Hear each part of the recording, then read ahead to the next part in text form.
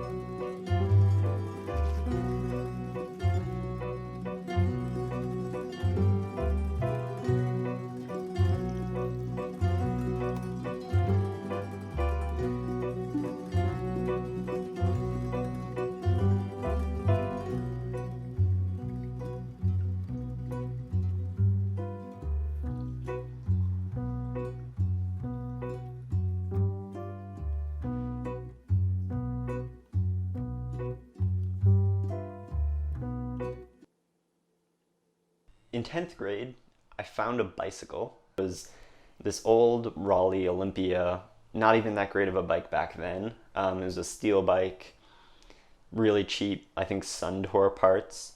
Anyways, I was kind of excited. And that was my vehicle for getting to my friends' houses and parties, and it was basically just a mode of transportation. Now that summer, the summer between my 10th grade and 11th grade year, I actually went with my best friend Noah.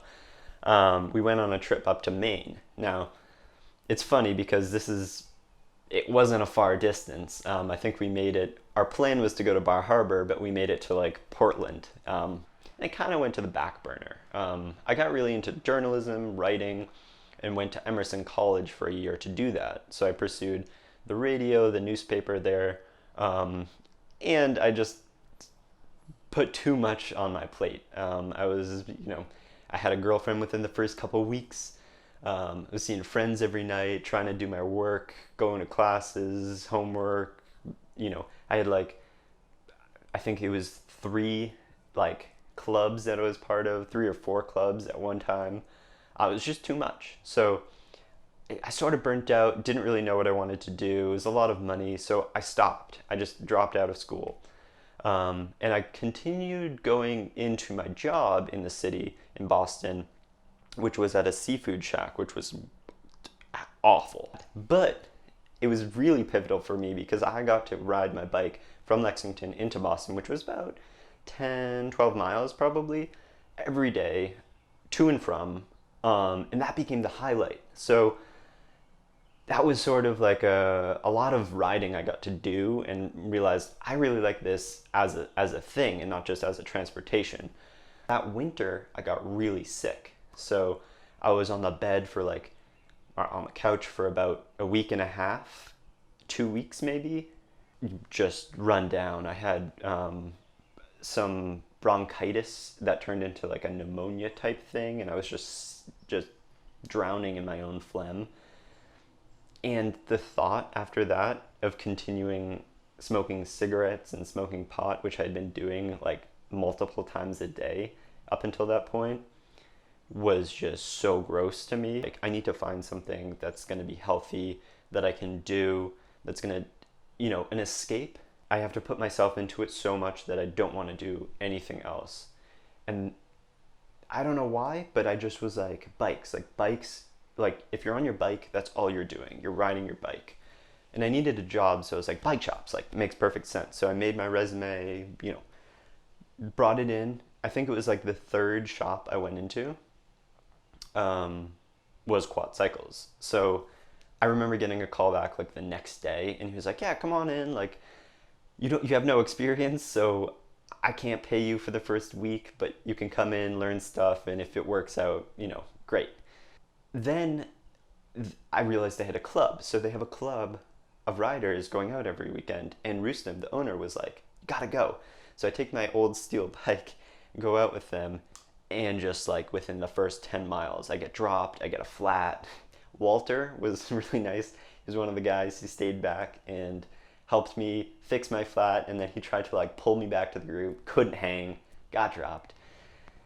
That was eye-opening. So I remember the next weekend, I went out to a diner in town, and I just ate so much food because I was like, it was clearly like my energy, right?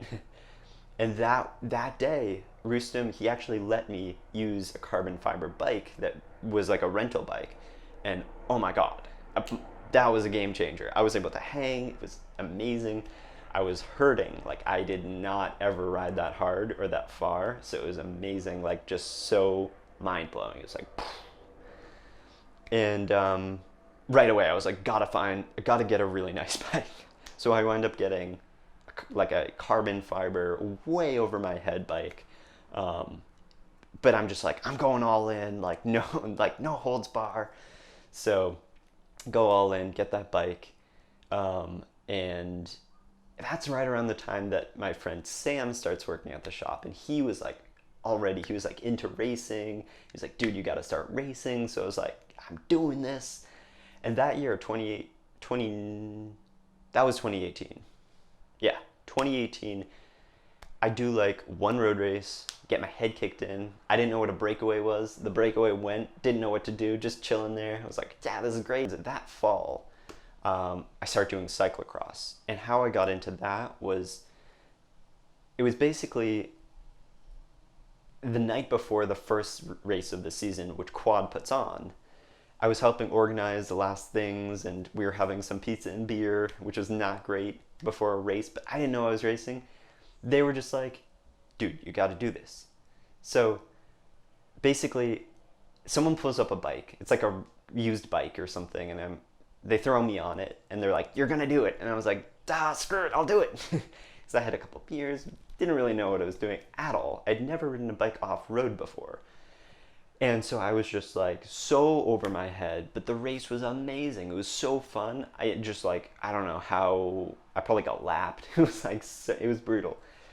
But that being said, it kickstarted a huge bug for me. I just like I bit the bug bit me, and started racing every weekend. I was like on Bike Reg, where you find the races, and like I was like, gotta do another one. I gotta get better at this. This is so fun. Fast forward to that spring, 2019.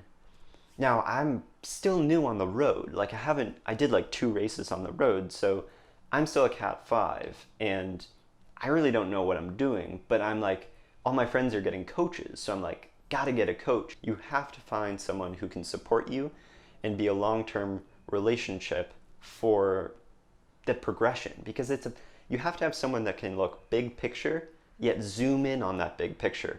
Because I know myself, and all I'm going to do is I'm just going to be like minute by minute, and you can't really do that because you need to look at the big picture in order to actually have an idea of where you should be at certain times of the year, certain days of the week, and certain times of the day. So it's really like you need someone that can like zoom in and zoom out on your picture, and a coach can do that. So that was critical. I found a coach at the beginning of of last season, I suppose.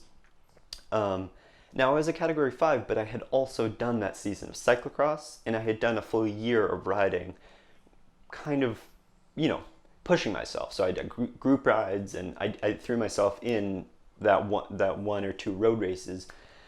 But anyways, still a Category 5, and I had this bug of wanting to race every weekend. So that's critical, being able to race every weekend.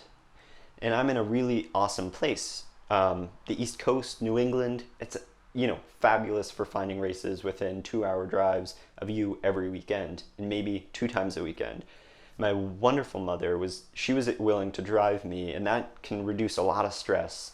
Not having to drive yourself. She even made me coffee and breakfast, and she's just been amazing in this journey. So that's really critical too. It's just having that support network around you, so that all you have to worry about is the racing, the training, and the sleep, recovery, all that stuff. So racing every weekend quickly is going to up your game. You're gonna get experience. Experience is key, and also finding races that suit you. So stage races are just it's a bounty of points at stage races.